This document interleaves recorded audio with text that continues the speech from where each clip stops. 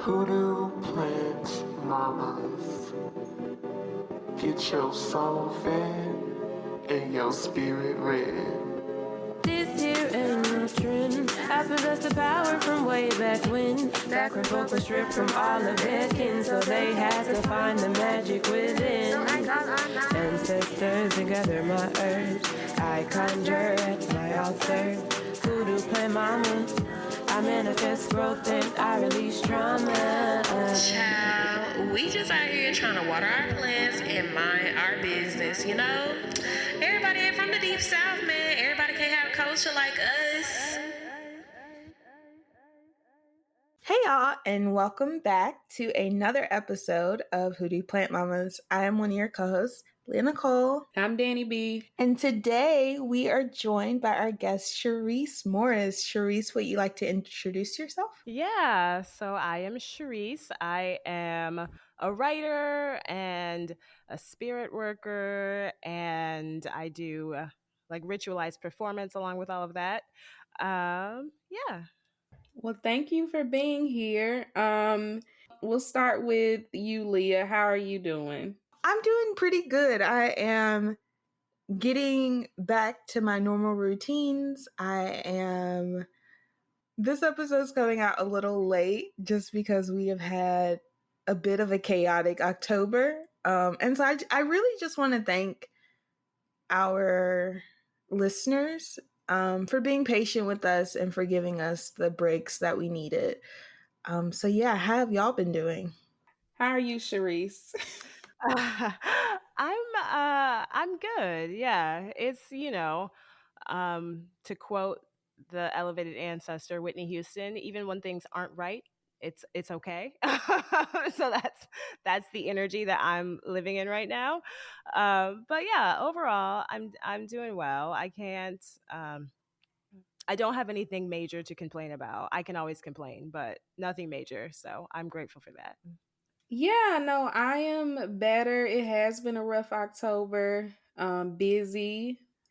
I have been, for whatever reason, getting deeper and more serious about like my tarot practice, actually reading and learning. And so that's been interesting. I don't know. It just suddenly was like put into my lap of learning. I don't know if I don't foresee that being a thing of like doing readings or anything, but I think it's a tool that I'm supposed to know how to use, probably for family and friends, and community or whatever. But yeah, so that's been fun. And then some other new things happening in my life that I have been asking for. So now it's coming and it's a little overwhelming. That's why they say be careful what you ask for and also be like specific.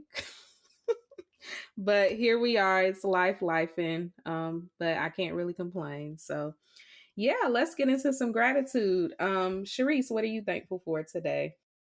Today I am thankful for my ancestors.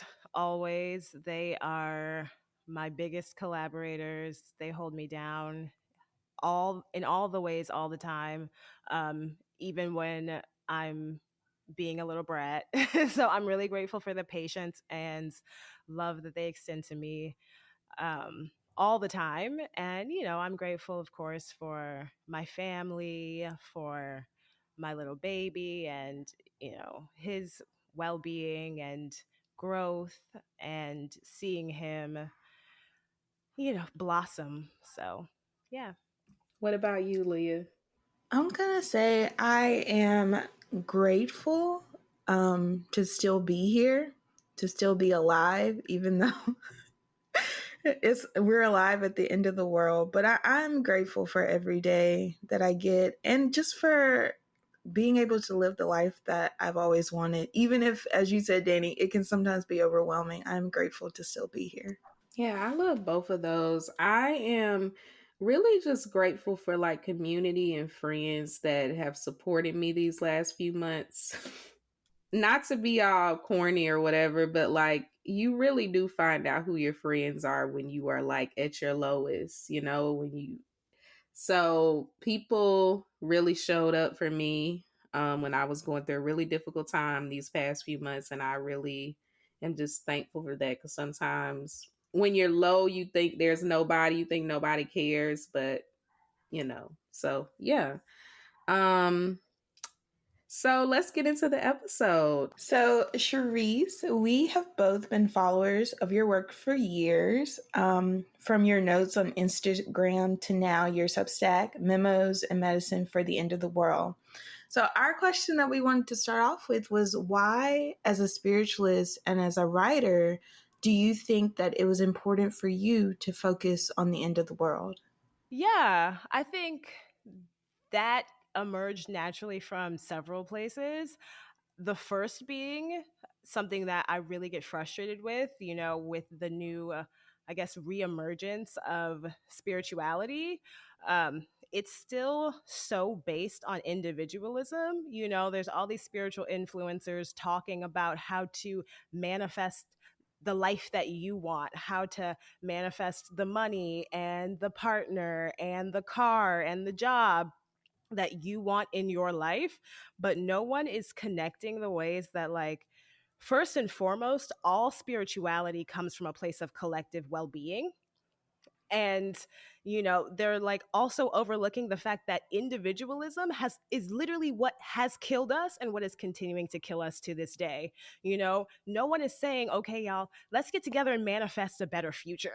No one is saying, let's affirm the sort of world that we want to live in. And I think that that's just really important work to center ourselves in right now, because especially in this time, it's like you could manifest the money and you could manifest the job and the partner and the house and the car. But what happens if that is destroyed by a natural disaster? What happens if, God forbid, you're shot while you're out shopping at the grocery store?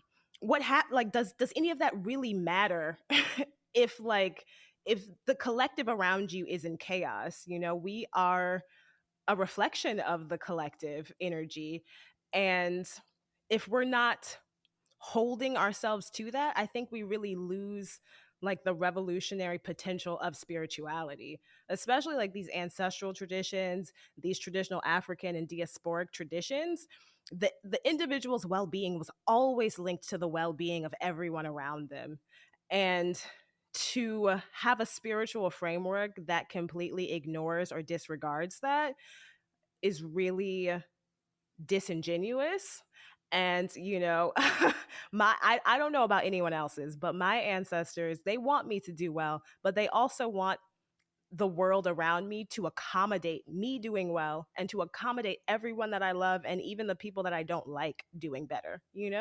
So that was the main thing that brought me to doing this work in this way specifically. So, in It's Almost the End of the World from your newsletter, you wrote, "The tidal wave or mysterious flesh-eating virus has overtaken most of the population. All the businesses are closed, and everyone left stays put wherever they've taken refuge for as long as possible, only venturing out to procure the essentials, while avoiding renegade brigades of heavily armed, violent, usually male, usually white, rogue citizens lurking in the shadows, waiting to find new victims to pillage and rape among the carnage. That is the apocalypse movies have brainwashed us into fearing." And so as I'm reading this, I was thinking about, and I'm sure it's probably intentional, but sort of the parallels between what you wrote and our current reality, and the apocalypse being very clear. Like, this is the things that we have always imagined, we're in it. And I think for me, it was frustrating to see so many people who went on with their life as usual, were kind of in denial about, what we're living.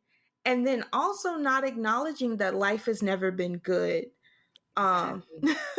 And so when I think about the kind of normal that a lot of people are craving, it's a fantasy. It's not real. The calm that they think we have now, and it's like, COVID's over with, it's not that big of a deal. That's a fantasy. That's not real. So we're all in our 20s, and for a lot of us, we've been sold this fantasy about what our 20s are supposed to look like. And it's not supposed to look like a recession. It's not supposed to look like a pandemic. It's not supposed to look like state violence. But these are the things that we are having to experience. And I think a lot of people don't really want to accept this reality. They really want to crave or cling to this fantasy. But the fantasy isn't real. Even the things that they are trying to, the normal that they keep trying to bring back, like that normal was not real. It was all just a fantasy. And I know like a lot of people want safety, stability, peace, but I struggle because I don't think that that's possible either. Like you were saying earlier about what's the point of having your individual stability if the world around you is unstable? Yeah. And I I want to take it back to, and I think I talk about this in one of the earlier newsletters, but the actual root and origin of the word apocalypse, in the modern conception, apocalypse means like carnage and complete destruction. But really, apocalypse at its origin means to reveal. Right. And so when we understand that we are very much living in the apocalypse. This is the revealing of all of those illusions that you were speaking to, Leah. They've always existed, but right now we're at a time where literally, because not only like the fate of our societies are at stake, but the actual fate of human life and all animal life on earth is in danger. We have no choice but to see all of the facades crumbling around us, right? And that can be really scary. And I often think about this through the framework of an abusive relationship. um you know if we think of ourselves as in an abusive relationship with this system and this society, when we think about what we know about how abusive relationships impact people, oftentimes people will question, well, like, oh, why did it take them so long to leave? Why did it take, this series of abuse getting to a point where literally someone's life is at stake for them to finally walk away? And I think that's because, no matter what the situation is, there's still that illusion within it, and there's still like this false sense of comfort because it's all that we've known for so long. And so that is where I think like our spiritual reconnection comes in, because within, no matter what spirituality you're talking about, at the core of all spirituality is, one, the fundamental idea that like humans are striving for love, and two, the embrace of change, the idea that nothing is set in stone, and change is a natural part of the cycle of transformation that is all of life. And change is really scary, but when we accept that change is not only inevitable, but right now it's really critical to our survival, it gives us the courage to step into that despite the fear that comes along with it. Because, it's like, yeah, change is scary. The concept of revolution is terrifying. And within my work, I really try to be realistic. I call myself a pessimistic optimist, because I do believe that a better future is possible, because I have to. But I also understand that getting to that better future is going to be really, really hard, really scary, really taxing, exhausting. It's going to be difficult. But when we accept and embrace change, we realize that like we're living in fear right now. We are all living in fear. Like, no, it doesn't matter if you're making $20,000 or $500,000. There's always the fear that like, what are you going to do if that income vanishes tomorrow? There's always the fear now that just engaging in public space with other people, you don't know if someone is showing up with the intent to cause violence. There's always the fear that something could go wrong, because we know that this system isn't protecting us and isn't taking care of us because it wasn't meant to.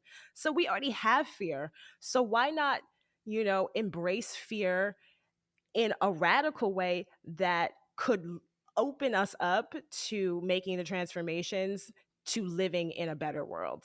And I think that is a really important thing to hold on to right now. And in that, that memo that you referenced, like, yeah, it was very deliberate, because this apocalyptic vision is actually, so much of that is actually happening right now. Like, we are afraid of renegade groups of violent, usually white, usually male people. We are living in the midst of so much disease and pestilence, like, the economy is collapsing. Even if we still have what we have right now, it's so tenuous.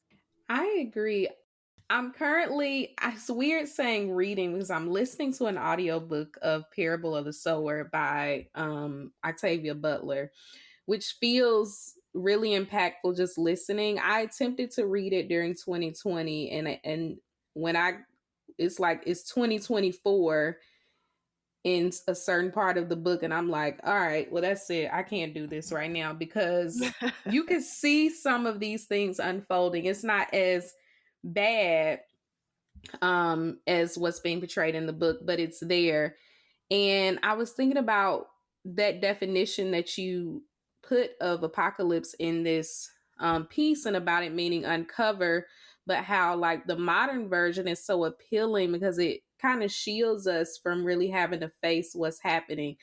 It was very, I don't want to give spoilers. If you've read the book, you will know what I'm talking about. If you haven't, I'll try to tread lightly. So Lauren, the main character, she is trying to prepare her community for what she knows is coming. She's not psychic. She just understand what's happening. One thing that is repetitive throughout this is God is change. God is change. God is neither good or evil. God is just change, and it's something that you just kind of have to go with. And nobody wanted to listen. Everybody was like, you're scaring people.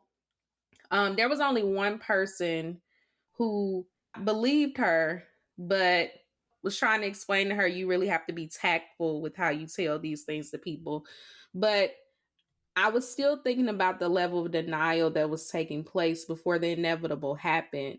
And I think we see that now. Like, some people would think the conversation that we're having, some people would read this piece and say that it was dramatic. And then when it happens, then what? I just think there's a certain level of safety in thinking about the end of the world as fire. The fire next time. We thinking about just total destruction, because it's unrealistic. It's like it doesn't seem as realistic, and so we can kind of shield us from the ways that it's slowly happening. So yeah. Yeah, absolutely. I do want to say, in the same memo, Cherise wrote kind of about the way that these things keep happening, and nothing happens. So Cherise wrote, the cycle continues, a fundamental right is taken away, people die, symbolic marches take place, a few quote unquote good politicians make statements or push bills they know will never succeed. We vote. Life gets harder, but nothing really changes in a lasting way. And everyone, you and I included, is so caught up in trying to survive this vicious system, they forget the knowledge of the rights which have been denied or the people who have died doesn't wash away, but the rage is tempered. People move on because we have no choice but to keep on keeping on. We feel rage, we take action, but when the actions fall short of lasting systemic transformation, we get back to our lives and try to scratch out a safe place among the unrelenting violence of the world around us. And so as I was reading this, I remember years ago in college, there was an anthropology professor. Her name is Tamar Shrinian. And she said Black Lives Matter disrupts Sunday brunch. And so what I thought about when she said that was like, people are more upset that their fantasy or their illusion is being disrupted than they are with the actual violence. It's the same thing for when Trump got elected and all these white women were saying, if Hillary was in office, we would have been at brunch. Of course you would. I mean, you were probably at brunch a few weeks after Trump got elected. Like, what are y'all talking about?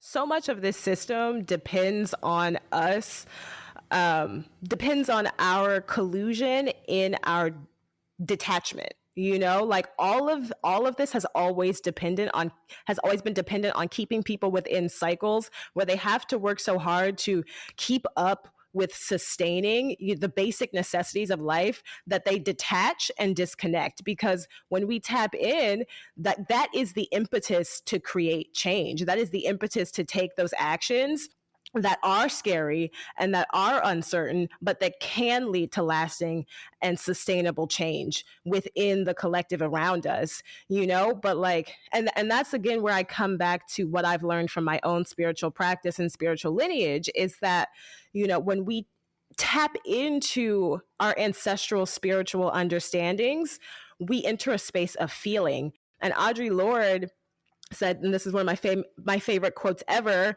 and I might be slightly miswording it, but she said, you know, the white fathers taught us, I think, therefore I am. But the Black goddess inside each of us says, I feel, therefore I can be free. You know, when we tap into that place of feeling, we recognize the pain and suffering not only within ourselves, but within other people. It's only when we feel that we are moved to actually take the actions that we need to, because those actions take a lot of courage and they take a lot of trust in the unknown, you know, but we can only get there through feeling. And that is what this system, that is what like capitalism does. It works so hard to keep us detached and disconnected. You know, we are living in a time where, because of technology and social media and surveillance, we are all more connected than ever before globally. But at the same time, we are more disconnected on a spiritual, emotional level than we ever have been as humans, you know? Like, we are literally disconnected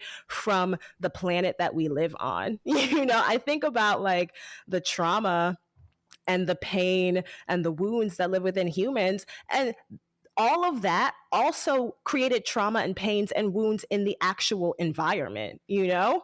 This system works to keep us separate from that, and seeing that not only are we divine and sacred reflections of the natural world, but we are all in divine and sacred relationship with each other, and our well-being is linked. You know, that's one of the things about Black feminist ideology that first captivated me. It was not the idea that like in this future that is liberated for Black women and Black gender variant people, you know, we were on the top of the hierarchy treating everyone else like shit.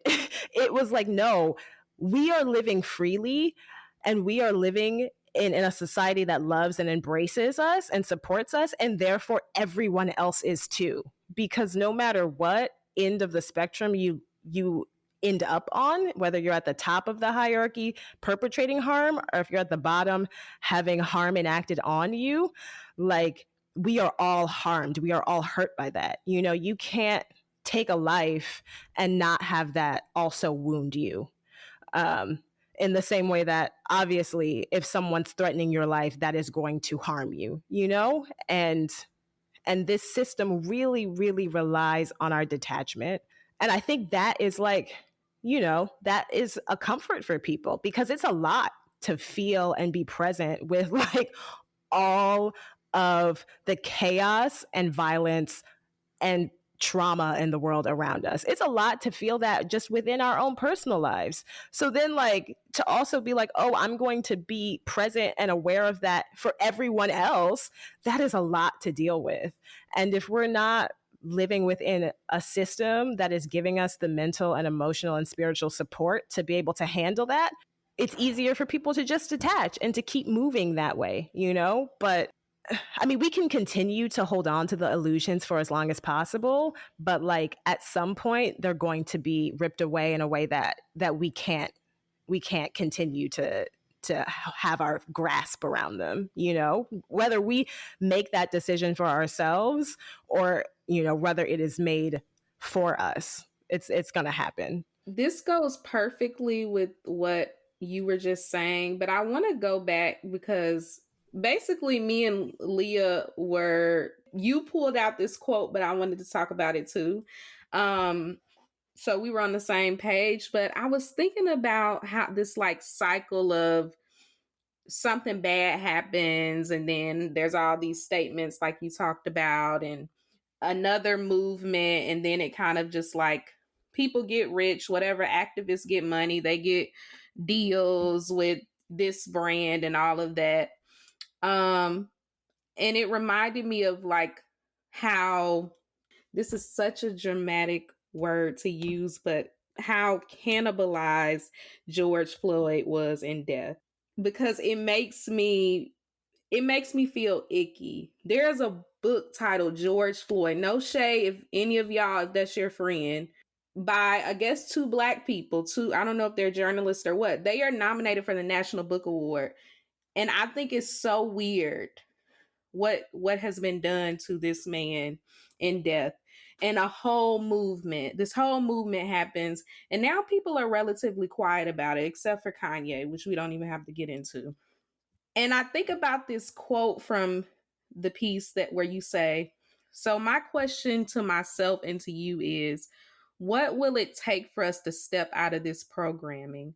Maybe one day we'll all realize the apocalypse is in fact now, and it has been for some time now.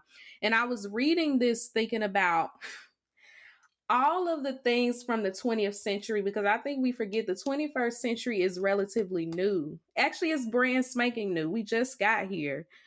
And so much shit happened in the 20th century. We could talk about the civil rights movement. We can also talk about all the fucking violence that happened where, like you said in your piece about the end of the world, Leah, the world ending for Black people over and over again, the world ending for indigenous people, folks that are indigenous to this country over and over again. Not just the 20th century, but before that. Like I mentioned how old folks, every time something bad happens, they're like, these are the end times. But like, were they lying though?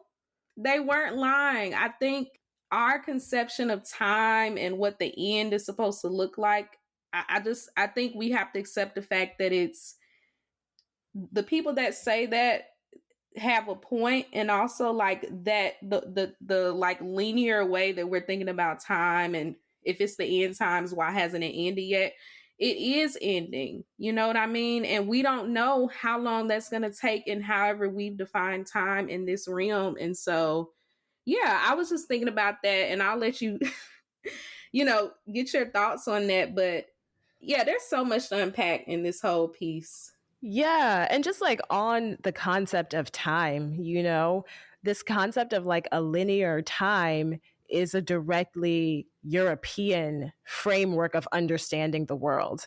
Within indigenous perspectives throughout the world, not just African, but time is understood as something cyclical because, again, taking it back to the natural world, you can plant crops and you can expect them to produce at a certain time, but there are so many variables that always go into that make it a little different each time. And, once you harvest those crops, it's not just over, right? You have to put things back into the soil. You spend the whole season that you're not growing, ideally, regenerating the soil and getting it ready for new life to come again.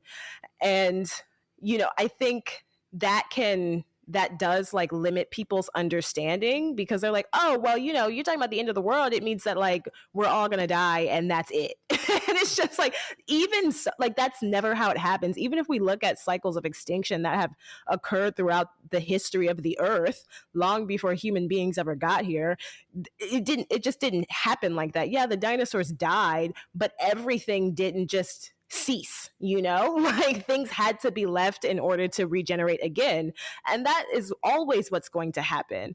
But in understanding that like everything operates on this cyclical pattern, I think I don't fear, like when I speak about the end of the world, yes, I speak about, all of the violence and intensity that could emerge, but I don't fear that any more than I fear what's happening right now, because I understand that after each ending, there is always a beginning. And that's like what I'm trying to get at with the newsletter and with all of my work is like, we have the power to choose that next beginning.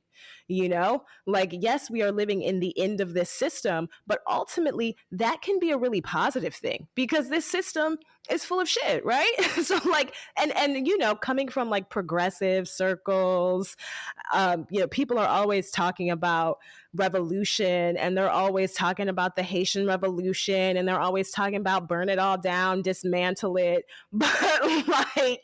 but there is this like fear within us, and you know, within me too, to a certain extent, to like actually do that, you know. But we have to understand, like, when we glorify the Haitian Revolution, like, you know, those enslaved people were coming together with a great amount of uncertainty of whether or not they'd be able to defeat the largest army in the world. Like, that is not like a simple task to take on. At the time, Napoleon's army was taking out armies all across Europe, and these are enslaved Black people.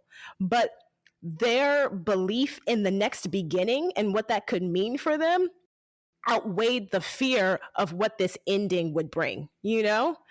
And I think getting to that place is really powerful for all of us in this moment, you know? And when we see how even smaller changes have occurred, like taking it back to the civil rights movement, there was still that recognition and that, you know, that consciousness of like, what we're about to do is terrifying by the standards of today, but like our belief in the beginning that can emerge from this ending completely outweighs our fear of the ending of this, because it's absolutely worth it. We would rather die trying to bring forth a new beginning than to just die here in this world at this ending without trying to bring about a beginning that we want to see. I think about that a lot with the Haitian Revolution because, like, Haiti is still being punished for that.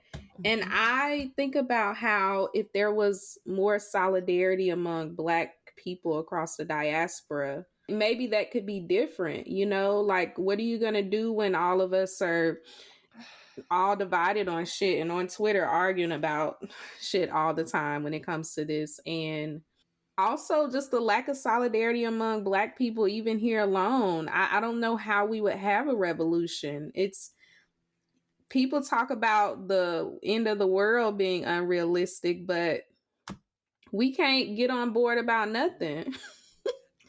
So yeah. And I think that's also a part of how this system operates, you know, like within, I'll take like a current issue that's happening right now, and I'll think about abortion, you know, access to abortion.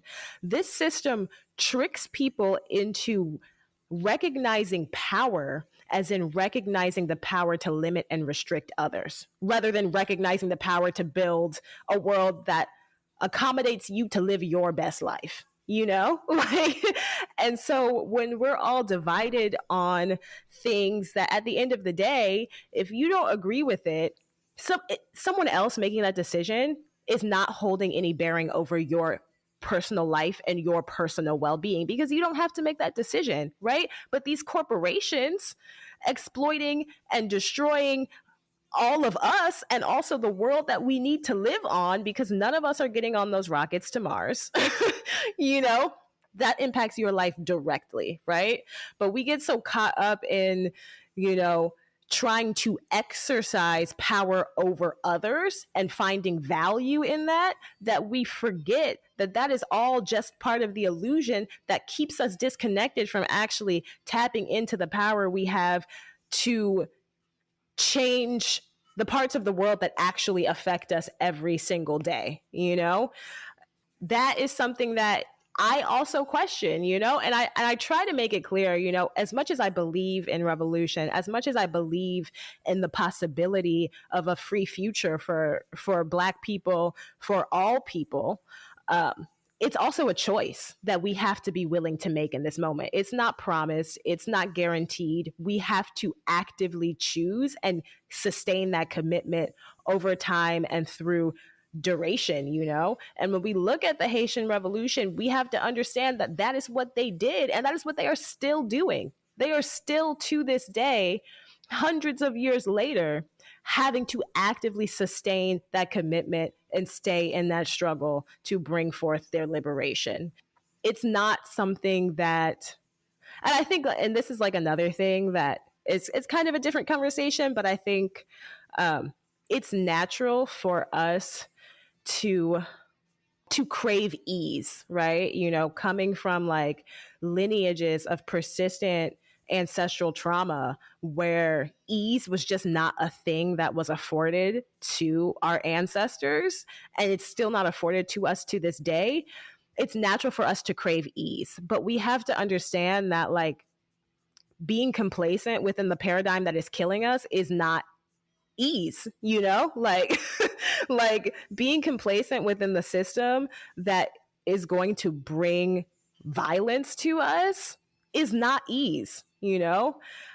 Yeah, we have to center ourselves in the fact that this is a decision that we have to make, and we have to somehow get to it collectively. I mean, going back to what you said, Dani, about like just the division between Black people, I think about literally how slavery was allowed to happen, like how slavery was set up, and how like if we don't understand that lesson, that ancestral lesson by now, because like we have to, you know, we have to understand that in order for Europeans to achieve the level of enslavement and then colonization of all of Africa that they achieved, Africans had to collude with them. You know, like that divisiveness is what brought all of us down. And we're at another place where people are still on Twitter, you know, arguing about what it means to be a king, or you know what women need to be doing for their men, and shit like that, you know. When like, y'all, this is critical, you know, this is life or death. I think we think about our ancestors who were like, you know, enslaved, and how each day for them was critical and it was a set of life or death decisions. But we also have to understand, like, slavery has only been over, it's not even been over for as long as it existed, and we are still living in a cycle of life or death decisions, you know. I know that was heavy. But Listen, I guess, did you have any other thoughts, Leah, before we take a break? No, I think we can take a break.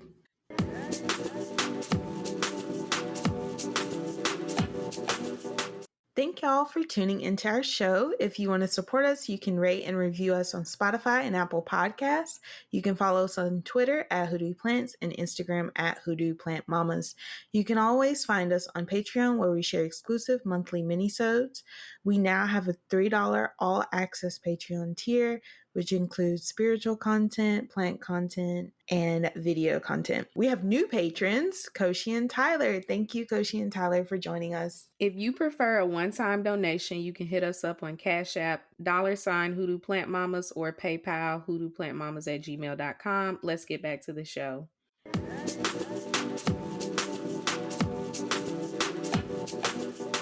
I know the first part of that conversation, y'all are probably like, Lord, is there a light at the end of the tunnel? And there is, because at the end of every memo, Cherise provides medicine, an affirmation that you can use to like get yourself through. So one of the ones that I really, really loved was an affirmation for the apocalypse. It reads, I have all the tools I need to create the changes necessary within my life and the world around me that will sustain lasting and transformative evolutions. I am capable of creating change. If God is change and I am a reflection of the divine in human form, then I too am change. I am a change maker with revolutionary potential. If the apocalypse is now, then so too is the revolution. This was especially timing because I'm reading Parable of the Sower. And again, God is changed. That's the most consistent part of this new religion that Lauren is essentially creating in that book. So yeah, I love that you end these pieces and sermons, really, that may seem grim with an affirmation. Because as someone who I'm sure we all do sometimes go through bouts of hopelessness about the world, I think it's important to have that in your life and in your spiritual practice. Can you talk about how your spiritual practice allows you to stay committed to liberation and even keep faith, especially on the days and when it feels like liberation isn't attainable? Yeah, I think so. I think a necessary part of hope is uncertainty. I think if you're not uncertain about something, then you don't really have the impetus to hope or to hold on to belief.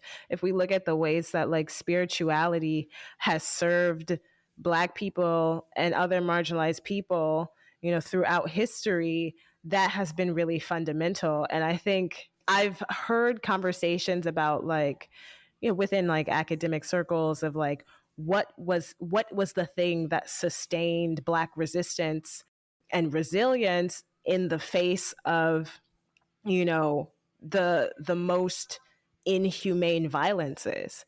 And that hope was really that root that not only kept us alive, but kept us moving towards and working towards bringing about a future where I can exist today in the way that I do, and where hopefully my descendants can exist, in future generations in a way that is even more liberated than I exist today. But I think like it is only in times of like struggle and uncertainty when hope really emerges and makes itself clear. And for me, it's been, I think about how our individual healing journeys contribute to and facilitate our collective liberation in my work. And as someone who's deeply engaged in my own personal, intergenerational, ancestral healing journey, I am often confronted with these questions, not only within like the framework of collective liberation, but within my own liberation. There are certain things that I am working through within my spiritual practice that time and time again create the room and space for doubt. But I see that as deeply connected to the work that I'm doing. If I can't believe that I can overcome these traumas and make it through this healing process and be, healing is never really done, right? It's never like a finite ending. It's a cyclical thing, but be on the other side of that cycle. Then there's no way that I can imagine that the world around me can change.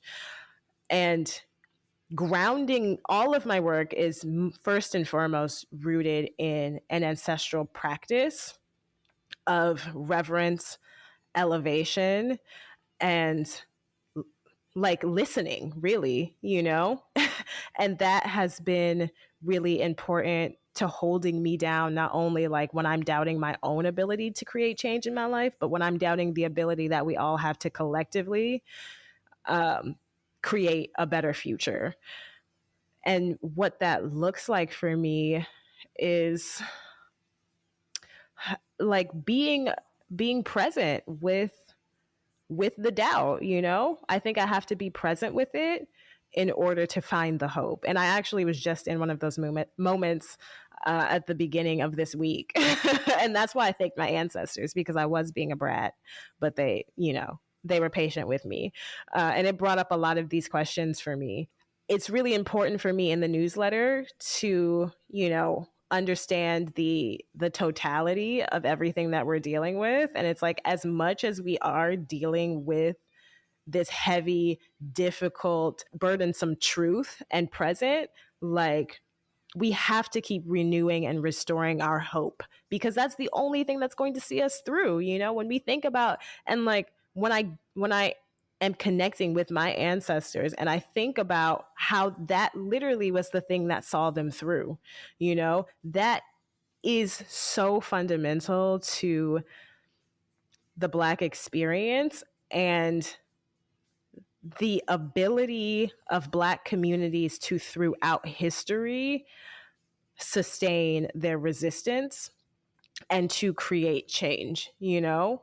And those things come hand in hand, you know? It's understanding like energetically, and I think this is really important for conceptualizing and imagining that liberated future. I'm not talking about a utopia where all issues disappear, you know? While I understand that many of the ways that I see as like these horizons of a liberated future were actual ways that my ancestors who existed before enslavement lived and existed on their day-to-day lives, I also understand that that was not a utopia. And that always, you know, no matter what the good or the bad of a situation is, there's always the counter creating, you know, creating the meaning of both. And I think that's why like people can like look at things like abolition and be like, oh, like that's so impractical. Like that's never going to happen, because to them, they're seeing it as me calling forth like a utopia, where I'm not. I understand that like conflict is a natural part of the human experience and of like the experience of life in general. I understand that people will always create harm, right? But I also understand that that can be mitigated, and we don't have to live in a future where the framework around us supports the most gratuitous forms of violence. For me, just a really important part of sustaining my hope is understanding that, like, necessary to hope, the thing that creates hope is uncertainty and it is doubt, you know, and those things go hand in hand. But I can choose, I have the will to choose at any moment how much I'm going to give to the doubt and how much I'm going to give to the hope. I wanted to piggyback off of something you said earlier about how much of your work for the collective is rooted in your ancestral practice.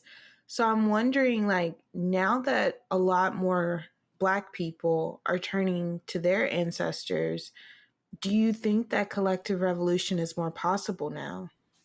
I do, but with the caveat that, like, and this takes it back to what Dani was saying a couple minutes ago about, you know, the divisions among us. This is part of what I strive to do with my work, you know. Similarly, right, a lot of us come from backgrounds where, you know, because of the cultural hegemony that our ancestors had to exist within and survive within, the idea of like Christianity not only became paramount, but it operated in the ways that so much that everything basically operates within this society. It was like, my belief is right, Christianity is right, and the rest of y'all are devil worshippers, right? And you're wrong. And similarly with the reemergence, like over the past, you know, 6-7 years since I got into this stuff intentionally, on the other end of the spectrum, I see so many people who are engaged in ATRs and who are engaged in diasporic practices being like, we are right. And all of y'all who still believe in the Christian God are idiots, you know? Like, that is the antithesis of not only what I believe to be the basis of African cosmologies and spiritual understandings at their you know, highest vibration, but also the antithesis of building a different world, you know. And I understand a lot of that comes from trauma and from those people, you know, growing up within societies and communities where they were told that because they chose to believe and practice differently, they were wrong. So they flip the script and they're like, well, no, like, this is actually indigenous and this is our ancestral tradition and all of y'all are wrong.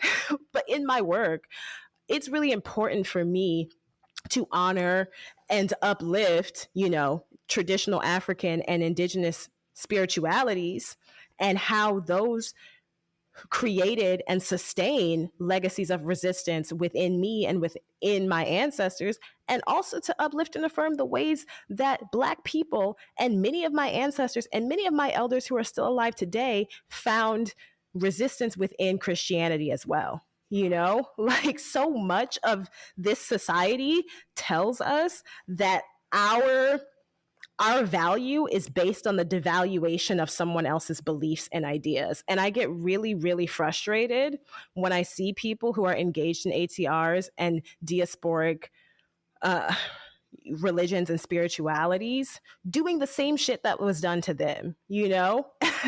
Because we have to understand that, you know, I'm not a Christian. I'm also not initiated into any ATR or diasporic tradition, right?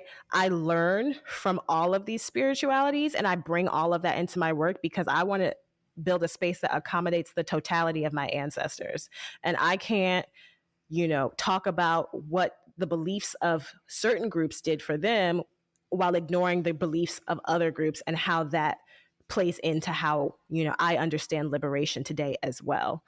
But I get so frustrated when I see that happening because I'm like, y'all, we are literally falling into that system. That sort of thinking is what created, you know, the violence and oppression against Black people. It was European people labeling themselves as white, labeling us as Black and saying we are right and y'all are wrong. And because of that, we're better than you, you know?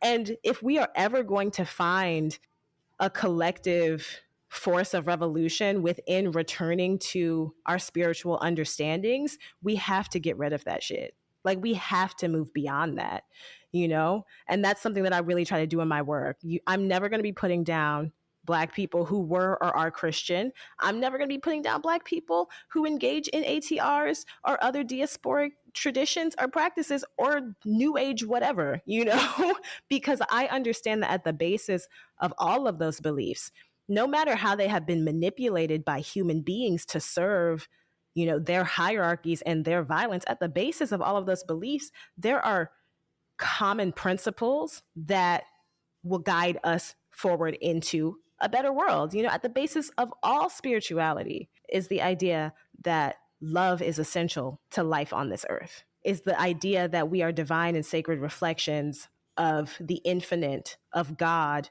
of nature, is the idea that we, yes, you know, while there are greater forces guiding and at play within our lives, it's the idea that we still have the power individually to bring forth something better, whatever that means to us, you know? And that is something that I'm really trying to shift within our modern like dialogues around these things.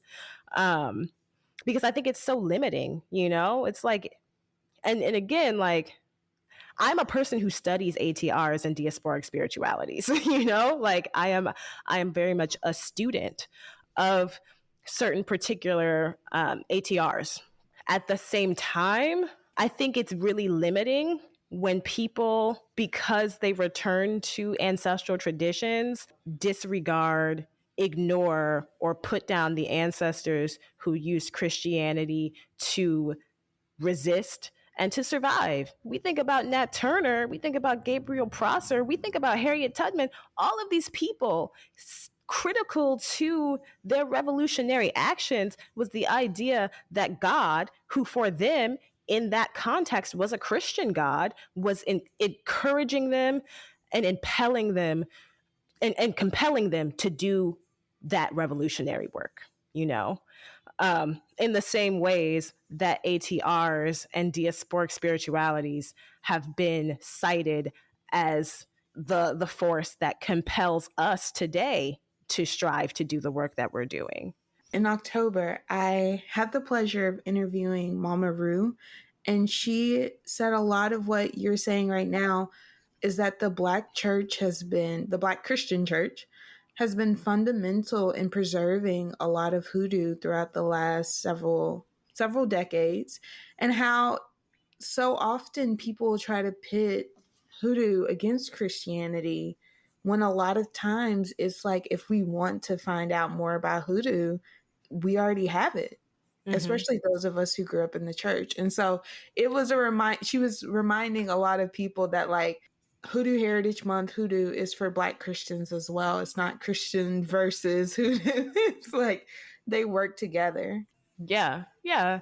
And it's like, you know, part of, I think, existing in a liberated future is understanding the boundlessness of who we are. And from a spiritual perspective, I understand part of my boundlessness is the fact that I have ancestors who participated in ATRs that I know, who participated in indigenous cosmologies that I will never know the name of, who were devoutly Christian. And all of those ancestors are invested in my well-being. They're all showing up in my life, and they're all invested in helping me destroy the system that's holding me back from living my best life and holding us all back from living our best lives, you know? I think a part of that too, of the superiority complex that comes with feeling like you escaped Christianity, you're bringing over the same kind of, and we talk about this all the time, kind of like that rigidness of the church. We all, like, you can leave the church, but the church is still in you, and we all have so much to unpack. Like, the church literally as an institution, like, it still lives in your body even when you leave, and you really got to do a lot of fucking work to make sure that you're not bringing that over into something that you see as liberatory and, you know, above, spiritually above the church and Christianity. I Not to get off subject, but something you said reminded me of this. Ancestral work Ancestral work is also getting to know, if you have the capacity, if you're able to, your family members that are still living. A lot of the things that I've learned about ancestors, a lot of these practices that they have clearly inherited through enslavement and that go far, far back, I get those through stories that sometimes my grandma or my living uncles currently talk about. They don't think it's significant, but I'm hearing it. Like, I'm hearing this random story where my uncle is talking about a family member that had a cursed car, like, and what he had to do, like, paying attention. Yeah, family can be a hot mess. Yeah, I understand the homophobia and the sexism and all of that, and like, protect yourself. But there's also, if you can find it, if you have some relatives that you can connect with and even interview, there's so much there in like strengthening your spiritual practice. And so, yeah, I don't, it's not productive to think that we're above Christianity. And as this is from a person who was there, who at one point did look down on Black Christians when I was going through my almost hotep phase. We we all, have to like unpack that because it is trauma. So yeah. Yeah. And I mean, within my own family, like, there's so many stories about, Kunjin and all this stuff. And like, just little things that, like, my great aunts and grandmother would do. And I'm like, oh, like, so they were herbalists, and stuff like that. And it's, I think connecting with your ancestors also opens you up to reimagining your dynamics with, the elders who are still alive and who will be ancestors one day, in a really important way. And, this is something that I deal with all the time. It's like, of course, there are people in my family who believe fundamentally different things than I do. Thankfully, it's never been to a point that has like harmed me individually as it can for some people. But I think, and this goes back to like Black feminist principles, which are Black spiritual principles, which is, you can set boundaries with people and you can set boundaries around yourself, but you don't have to fall into patterns of enacting the same sort of, dynamic on people just because they're doing that to you, if that makes sense. I think about that just like in terms of our collective liberation, right? Like, this is something I struggle with, like, as an abolitionist, as a spiritual person. but it's just like, I think about how in my liberated future, like I don't have the desire to see like white racists getting shot down by police officers. That's just not something that I have the desire to see. You know what I mean? And I also, don't have the desire to allow them to harm me in certain ways. But, you know, I would never want to engage with the world in the way that they engage with the world. And that's a really important part of my spiritual understanding, because we have to, it's a question. What happens to these people? What do we do? Like, they're going to still exist. I think, like, yeah. So in your memo, We Are Living, you wrote, we are living in each present moment, whether we're present in the moment or not, we are living. And we are, as all humans who have ever existed, those who had the privilege of existing beyond collective crisis, and those who had the misfortune of surviving in the midst of collective crisis, we still have to show up each day for the parts of our lives that make us smile and the parts that make us want to curl up in a ball and cry.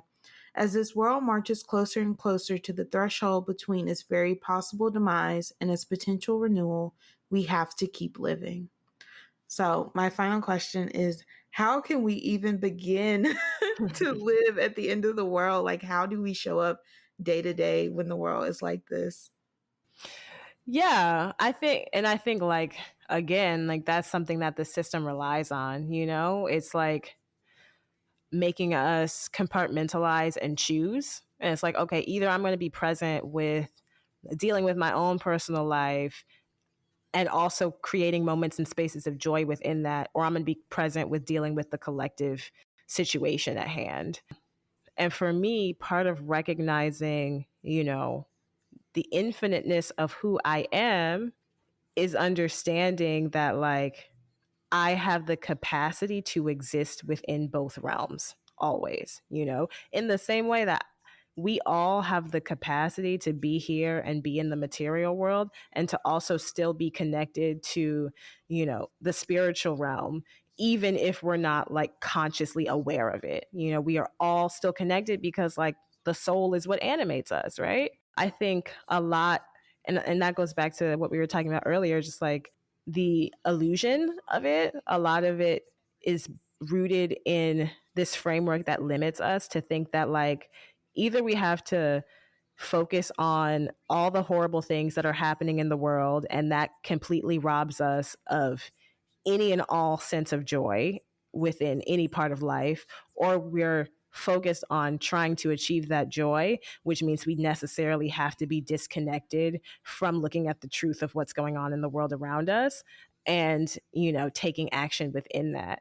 And that's just not true, So much of white racial hierarchy, what other people call white supremacy, so much of capitalism, so much of, heteropatriarchy is dependent on limiting us all, and it not only limits the possibilities of who we can show up as, but it actively works to limit how we show up.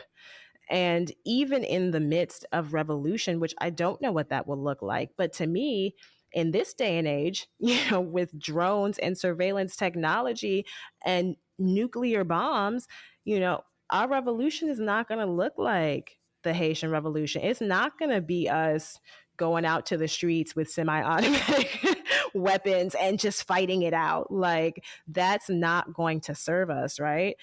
To me, and this is a bigger conversation for maybe another day, but that is really where our spiritual modes of resistance come into play.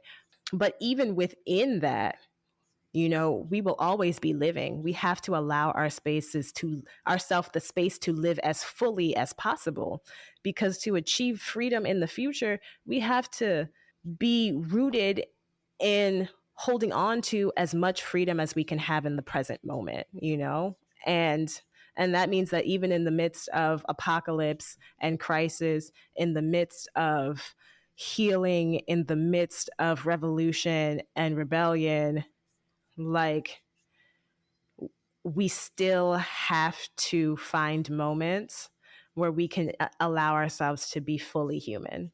And part of that is experiencing negative emotions.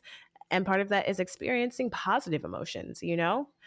And that's something that I'm really trying to ground myself in. Doing this work, I'm like, yes, I can be focused on collective liberation and our own intergenerational healing, but also like I have to find moments to cultivate joy within my life while I'm dealing with all the bullshit of all of that stuff, because that's the only way that we can sustain and make it through, you know? Like, and if we take from what people term as like new age spirituality, which is actually a lot of indigenous perspectives that have been co-opted by white capitalists. But if we take from those frameworks and we like think about the idea of manifestation and the law of attraction and all that stuff, like we have to recognize that like in order to bring forth a future where we are free, we have to understand what it means to be free today, even with all of the things that limit us and oppress us still in place in the world around us. How can we do that? How can we center ourselves in that each and every day in ways that might be really small or in ways that might be, you know, grander? You know, each and every day we can find those moments. Amen. Well, I just want to say it's so funny because me and Cherise met at Vona, which I don't know, that reputation has been a little tarnished a little bit, but it was an experience that I really appreciate, and I think that changed my life in many ways.